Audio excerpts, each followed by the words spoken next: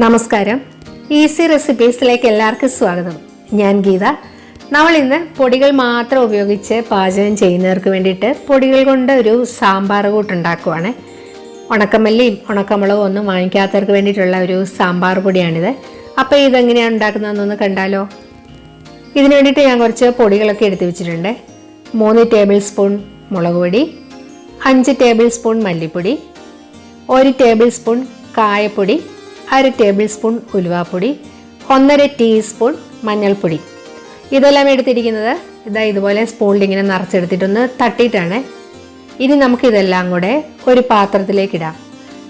എന്നിട്ട് നല്ലപോലെ ഒന്ന് മിക്സ് ചെയ്തെടുക്കാം.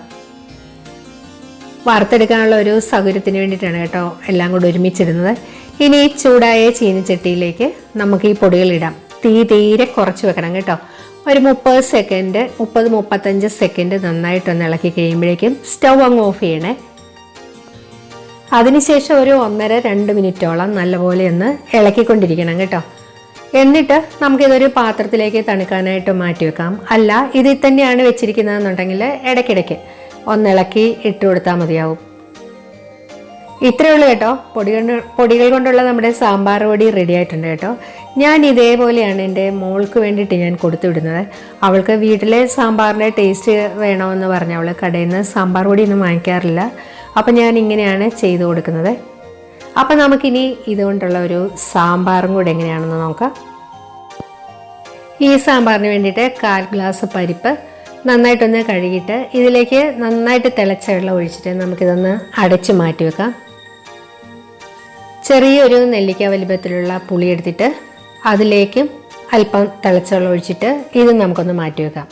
പിന്നെ നമ്മൾ ഇതിനു വേണ്ടി എടുത്തിരിക്കുന്നത് പച്ചക്കറികൾ എന്ന് പറയുന്നത് മീഡിയം സൈസിലുള്ള ഉരുളക്കിഴങ്ങ്, മീഡിയം സൈസിലുള്ള ഒരു സവോളയുടെ പകുതിയും, കുറച്ചുള്ളിയും, ക്യാരറ്റും, തക്കാളിയും, 3-4 വെണ്ടയ്ക്കയും ഒക്കെയാണ്. 2 പച്ചമുളകുണ്ട്. ഇതെല്ലാം അരിഞ്ഞെടുത്തിട്ടുണ്ട്.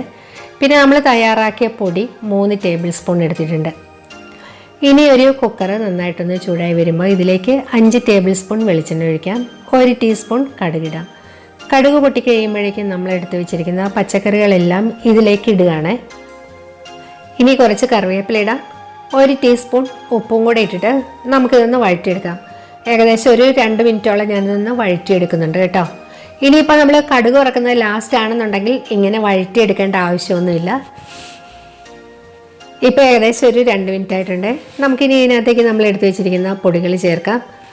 പൊടികൾ കൂടി ഇട്ടിട്ട് ഒരു 30-35 സെക്കൻഡ് ഒന്ന് ഇളക്കിയെടുക്കാം.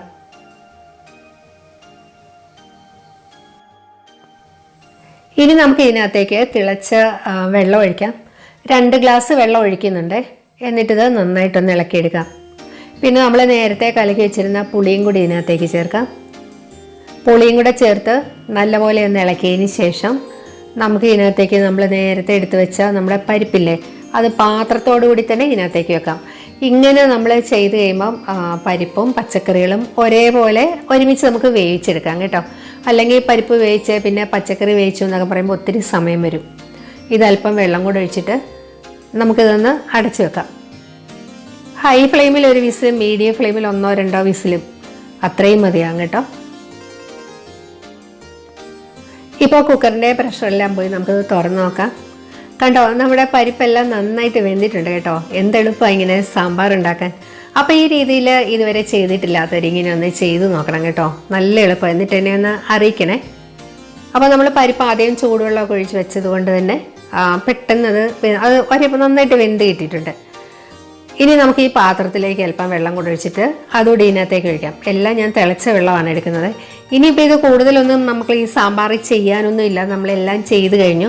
പിന്നെ നമുക്കൊരു 1/4 ടീസ്പൂൺ കായപ്പൊടിയും കൂടെ ചേർക്കാമേ. കായപ്പൊടി ഇടുന്നതിൻ്റെ ആ ക്ലിപ്പ് കിട്ടിയില്ല കേട്ടോ. സാമ്പാർ കൂട്ടി ഭക്ഷണമൊക്കെ കഴിച്ചിട്ട് കൈയൊക്കെ കഴുകിയതിന് ശേഷം കയ്യിൽ ആ സാമ്പാറിലെ കായത്തിൻ്റെ മണം ഉണ്ടാവണമെന്നാണ് കേട്ടോ. അപ്പോൾ ഇച്ചിരി കായപ്പൊടിയും കൂടി ഇടണേ. പിന്നെ നമ്മുടെ കഷ്ണങ്ങളൊക്കെ വെന്തിട്ടുണ്ട്. വെണ്ടയ്ക്ക ഇച്ചിരി വെന്ത് പോയി കേട്ടോ. അപ്പം നമുക്ക് വെണ്ടയ്ക്ക ഇത്രയൊന്നും വേകണ്ട എന്നുണ്ടെങ്കിൽ നമ്മൾ ലാസ്റ്റ് കടുക് വറുത്താൽ മതി. ലാസ്റ്റ് കടുക് വറുക്കുമ്പം വെണ്ടയ്ക്കൊക്കെ വഴറ്റിയിട്ടിട്ടാൽ മതി. പരിപ്പ് ഇങ്ങനെ വേവിക്കുന്നത് കൊണ്ട് തന്നെ ഇനി അഥവാ പരിപ്പ് വെന്തിട്ടില്ല എന്നുണ്ടെങ്കിൽ അതൊന്ന് നമുക്ക് സെപ്പറേറ്റ് ഉടച്ചെടുക്കാൻ പറ്റും. അല്ലെങ്കിൽ അത് മിക്സിയിലൊന്ന് കറക്കിയെടുക്കാൻ പറ്റും. ഈ ഒരു സാമ്പാർ 4 പേരുള്ള ഒരു ഫാമിലിക്ക് 2 നേരം കൂട്ടാൻ പറ്റിയ സാമ്പാറാണ്. അപ്പോൾ വീഡിയോ എല്ലാവർക്കും ഇഷ്ടമായെന്ന് വിചാരിക്കുന്നു. എല്ലാവരും ഇതുപോലെയൊക്കെ ഒന്ന് ട്രൈ ചെയ്ത് നോക്കണേ. എൻ്റെ ചാനൽ ഇതുവരെ സബ്സ്ക്രൈബ് ചെയ്യാത്തവരൊക്കെ ഒന്ന് സബ്സ്ക്രൈബ് ചെയ്ത് സപ്പോർട്ട് ചെയ്യണേ. മറ്റൊരു വീഡിയോയുമായി വീണ്ടും കാണാം. താങ്ക്